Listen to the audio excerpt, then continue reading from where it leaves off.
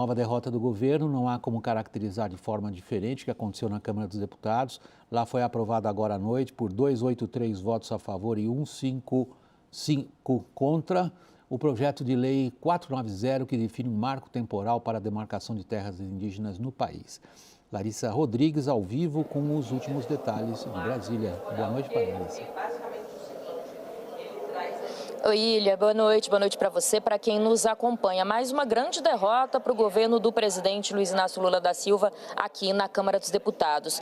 Durante todo o dia houve uma espécie, me nomearam, de jogo ali de Arthur Lira, esperando se haveria de fato alguma sinalização por parte do governo. Diga-se governo ainda junto ali, tentando convencer o Supremo Tribunal Federal de retirar da pauta de julgamento um texto parecido, que trata da questão do marco temporal previsto para 7 de junho. Então, Arthur Lira, informam aí algumas fontes, esperava alguma sinalização vinda do governo ou do Supremo Tribunal Federal. Essa sinalização não apareceu, então ele respondeu divulgando a pauta de votações do Congresso. Isso por volta das 6 da noite, então, com o único item até então, o marco temporal, a demarcação das terras indígenas. Por volta das 7 da noite, William, conversando com alguns deputados, inclusive com lideranças da base do governo, do próprio PT, o que se viu foi uma base resignada, aceitando. Ouvi de um líder, inclusive, essa derrota já foi, vamos partir para as próximas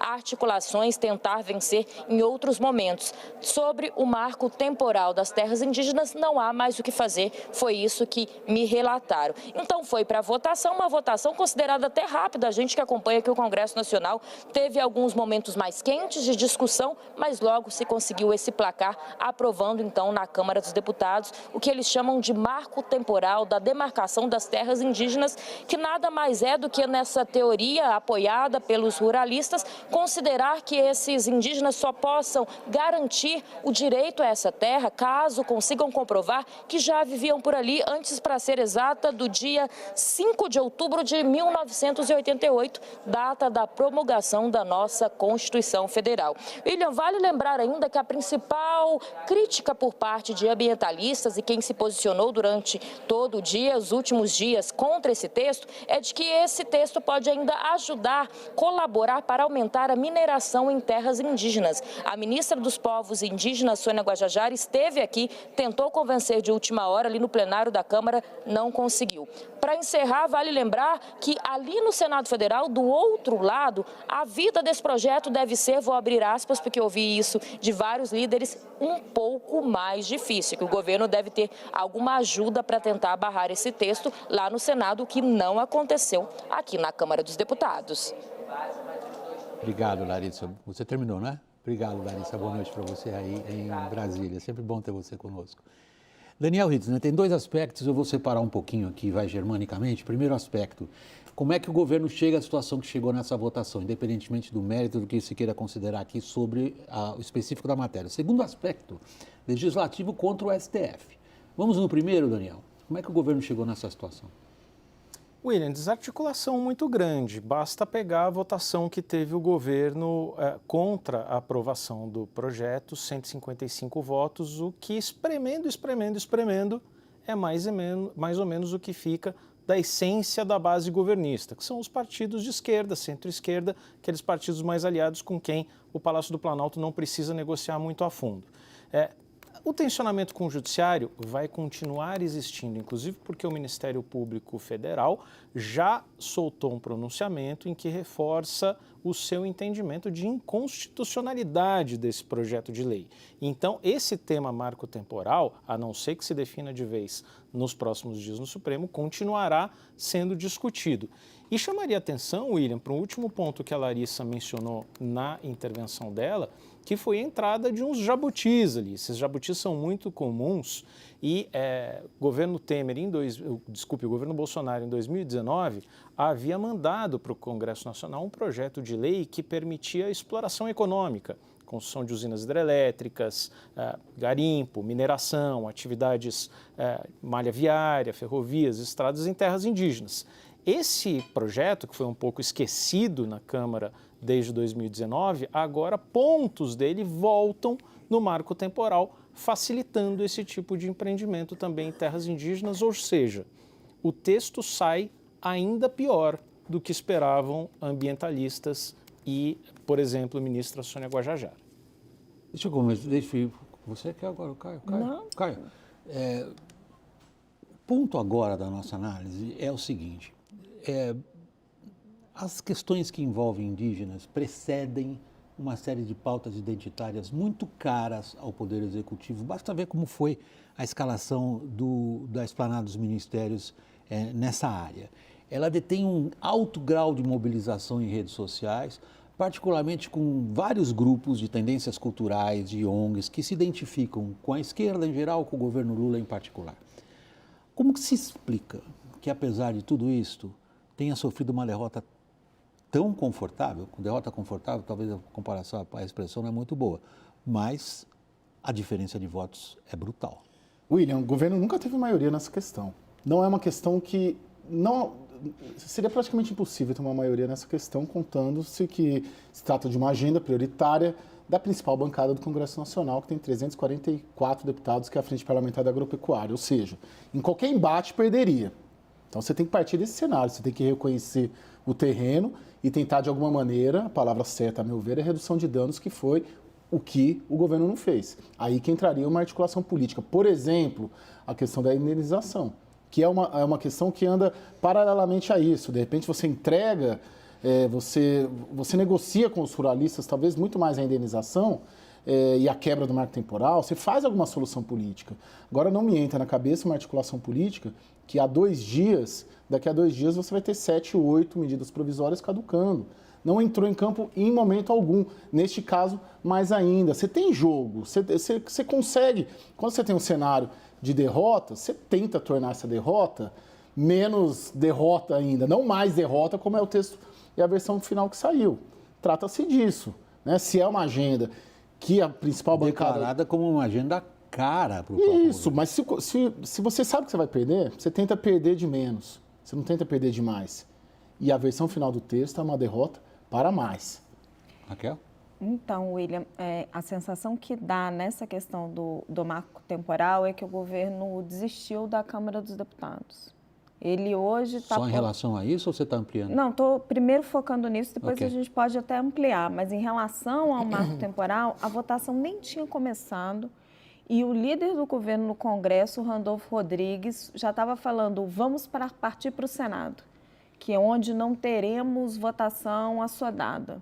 Então, os esforços já estavam em que, e eu ouvi exatamente essa expressão, o Rodrigo Pacheco vai precisar quebrar mais essa, de não colocar isso em votação, de sentar em cima desse assunto. E tinha gente do Palácio do Planalto falando até no Lula vetar o marco temporal. É um pedido da ministra Sônia Guajajara. Os povos originários, né? E gente no Palácio do Planalto dizendo, olha, não é tão absurdo não comprar essa briga com o Congresso Nacional, porque isso se tornou quase que, na visão deles, Planalto, uma pauta de direita. Então, o presidente Lula pode ir lá e vetar.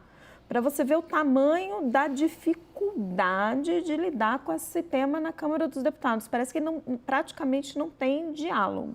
A gente pode ampliar, se você quiser. Não, nós vamos, porque nós temos no nosso cardápio hoje, na sequência, que estamos aguardando o que está acontecendo em Brasília nesse instante, ver se as outras MPs que vão caducar, em que medida isso acontece hoje ainda ou não, a gente vai interromper o programa a qualquer momento se a gente tiver esse tipo de informação. À medida que nós vamos analisando aqui, a Câmara está examinando exatamente isso ao que a Raquel se referia, a possibilidade de caducar. Agora, Daniel, nós vamos para uma judicialização com absoluta certeza. Tem o Ministério Público dizendo que é inconstitucional o que a Câmara faz, ou fez, acabou de fazer em relação ao marco temporal, e nós temos o STF examinando suas próprias decisões que precedem essa discussão em muitos anos, tem a ver com a demarcação do território da Raposa Serra do Sol em Roraima. Quantos foi? 12 anos atrás? Ou 10 anos atrás, algo assim, se não me falha a memória. Por aí. 2013. Acho que 8, né? 2008? 2008? Mais ainda, então. 14, 2009, vai passar eu acho. rápido. Então, neste caso, qual o recado que o Lira está dando para o STF? Houve uma série de negociações hoje querendo fazer com que o STF tirasse da sua pauta e aí a Câmara também agiria. Não houve entendimento. Esse sentimento do Lira de que o judiciário tem crescido em atribuições e responsabilidades vis-à-vis o legislativo, não é só relativamente ao marco temporal. O próprio Lira defendia muito que se votasse uma nova legislação para regulação de redes sociais, muito com o argumento de que se o legislativo continuasse se omitindo, quem definiria as regras seria o próprio judiciário, o STF, por exemplo, julgando o Marco Civil da internet. Sempre existe uma insatisfação nítida de deputados e até de senadores com relação a cassações, a processos, até a prisões de parlamentares. Então, esse ânimo já está pesado e isso ajuda muito na articulação interna ali do Legislativo para pautar e levar adiante um projeto como esse. Agora, observável, eu também ouvi esse tipo de comentário, Raquel, sobre até uma possibilidade de veto do Executivo ao que passar eventualmente no Senado do marco temporal, só que é muito perigoso cutucar essa onça com vara curta. Primeiro, porque o veto pode ser derrubado. E segundo, porque tem uma PEC de 2015 que está ali tímida, ninguém está falando muito dela, mas já entrou absolutamente no radar da FPA, a tão temida para o governo Frente Parlamentar do Agronegócio, 350 parlamentares quase, que diz o seguinte: 2013 passa a ser um novo marco.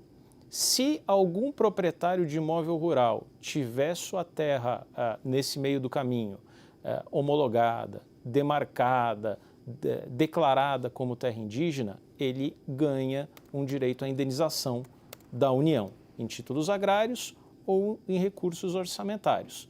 E PEC, passando, não pode ser vetada, ela é simplesmente promulgada. E aí não tem judiciário muito para dizer contra. É esse tipo de recado que o Legislativo está disposto a passar. Cara, deixa eu trazer para você de novo essa perspectiva, que até eu mencionava na abertura da nossa edição de hoje, que o grande poder do presidente da República está, na verdade, em ele ser capaz de levar à frente uma agenda política. Ele propôs como agenda política, por exemplo, a demarcação de terras indígenas. Ele fez isso, transformou isso num gesto simbólico de alto relevo. Ele começou a demarcações de terras indígenas e disse que ia demarcar muitas. Ou seja, ele se empenhou aí de alguma forma. O que aconteceu no meio do caminho? Bom, no meio do caminho, a bancada ruralista se organizou para resgatar um projeto antigo para estabelecer um marco temporal. E nesse meio tempo tem o Supremo Tribunal Federal também agendando um julgamento, que está marcado para a semana que vem, no dia 7 de junho, sobre esse tema. Então os ruralistas olharam e falaram: poxa, se o Poder Executivo e o Poder Judiciário, mais uma vez, nesta quadra, 2023, jogando juntos, né, na visão dos ruralistas e de muitos analistas, de muita gente também, mas se mais uma vez estão jogando juntos, eu vou correr aqui para mandar um recado. Porque a mera aprovação desse texto agora, 1 hora, 2 horas, ela não liquida o assunto, né? Esse assunto vai para o Senado, pode voltar, o presidente Lula pode vetar, derruba veto, o Supremo, semana que vem, pode entrar. Mas o Congresso Nacional, empoderadíssimo desde 2015, como a gente fala sempre aqui, se antevendo a uma união de agenda do Judiciário com o Poder Executivo, se une para justamente se posicionar. E o que ele está fazendo é se posicionar nesse exato instante. Sabe que nesse caso do Judiciário, Caio, eu tenho até dúvidas se vai ter essa união de agendas com o Executivo. Hoje estava tentando tirar o termômetro disso e sempre muito difícil, né, prever qualquer tipo de voto. Mas hoje o que se falava também no Palácio do Planalto, que você pode ter aí um placar bem apertado, né? No STF.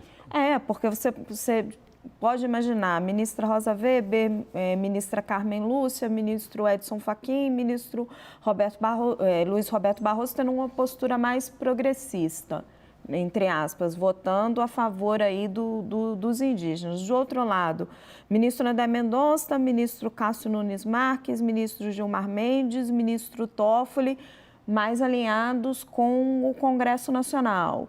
Fica aí o ministro Fux. Para que lado será que ele vai? Hoje a confusão era tão grande no Planalto que o pessoal ainda mencionava, será que vem algum empate? Como é que isso impacta até na indicação do Zanin? Vão ficar esperando, eventualmente, o Cristiano Zanin, que foi advogado do Lula, ser indicado ao STF para poder desempatar essa história. Não está tão simples dentro do Supremo Tribunal Federal este tema especificamente. E, William, o Daniel importante... me pede a palavra. Por favor, Daniel, por favor. Só é importante a gente lembrar o estoque de pedidos do governo que vão se acumulando ali no Senado e dependerão cada vez mais de Rodrigo Pacheco pautar e costurar acordos para aprovação.